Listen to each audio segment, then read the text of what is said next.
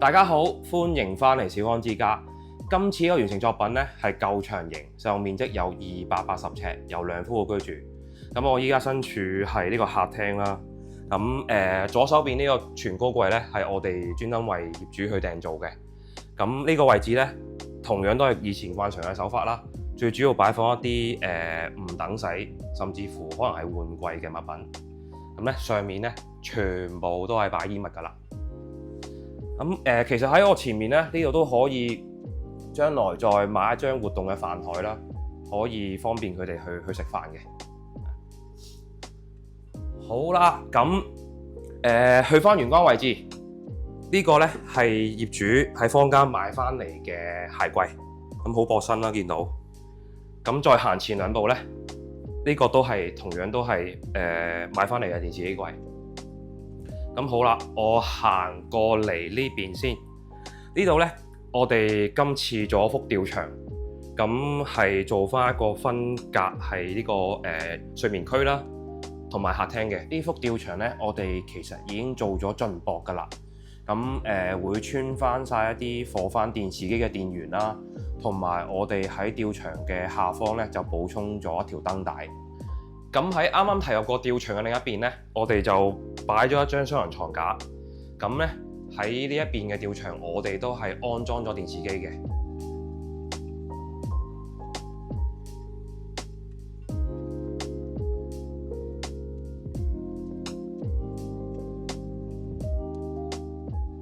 好啦，咁我行過嚟咧，廳最後呢件家私咧都係買翻嚟嘅。咁然後咧帶大家參觀下個廚房啦。呢個廚房真係好大好見使。咁補充少少資訊，呢家呢個 size 咧係比原積咧我哋係擴大咗嘅，向大廳嗰邊伸延。咁左手邊呢度係洗衣機 cooker。咁咧呢個吊櫃咧係遮住咗冷氣散熱機。咁右手邊咧呢度係煮食區。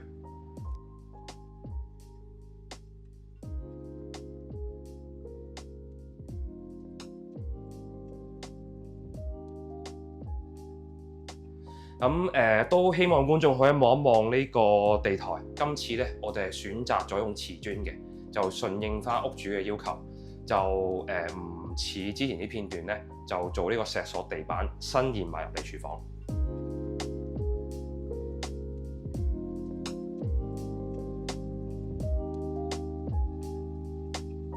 咁喺廚房另一邊咧，其實我哋都預留咗個空間可以俾戶主咧佢擺放一啲活動餐台同埋高身嘅電器嘅。咁剩翻最後空間係浴室啦。咁浴室同埋廚房咧，我哋今次都係同樣做咗呢個比原積嚟講咧，我哋係做咗呢個擴展嘅。咁原先咧收樓翻嚟嘅時候咧，呢個浴室係做唔到乾濕分離。咁今次咧我哋加大咗之後咧就可以做到啦。咁做咗企缸啦，咁都係配合翻一啲坊間買翻嚟嘅洗手盆櫃、鏡櫃。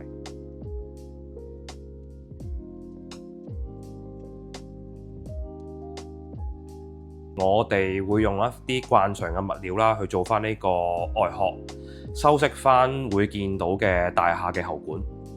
最後嚟到感想環節啦，咁大家見到我依家身處嘅地方咧，就好有呢個屋邨味道啦。咁我數手指，原來我已經5個月冇出過公屋片啦。咁同埋咧，有3個月我都冇好好地咁坐低同觀眾去講解一下我啲設計感受啦。咁今日叫做有一個公屋單位完成咧，咁突然之間湧現咗好多好 close 嘅感覺出嚟啊！我哋呢個單位設計方向係採用咗呢個奶油風格。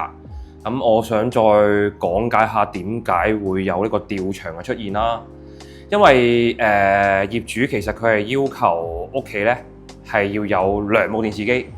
我第一次聽到呢個要求之後咧，如果我哋將兩部電視機掛埋去同一幅牆身咧，我就覺得係好奇怪嘅。即係究竟係我睇呢個部定係佢睇呢個部咧？同埋我會有一個現象，覺得會好似網吧咁樣。所以 keep 住呢個發展咧，我就不斷咁喺呢個單位入邊咧，係需要揾多一幅對立嘅牆身去做呢個電視牆嘅。我就喺呢個客廳同埋睡床中間咧，就設立咗一幅吊牆啦。咁可能觀眾會問翻其實你搞咁多嘢做咩啫？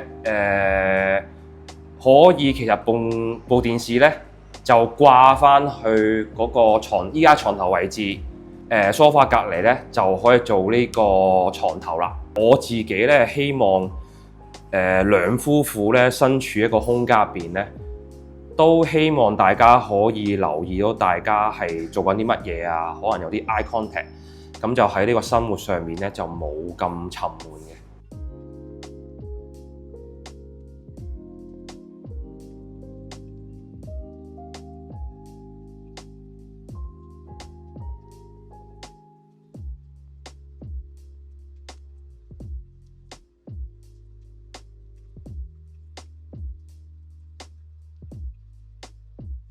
其實咧，小弟都本身喺呢個 Y 2型公屋出世嘅。咁如果嚟緊觀眾咧有 Y 2型公屋需要裝修咧，就記得 WhatsApp 我公司電話啦。WhatsApp 電話咧會喺呢條片下面會俾招大家嘅。咁我哋下條片再見啦，拜拜。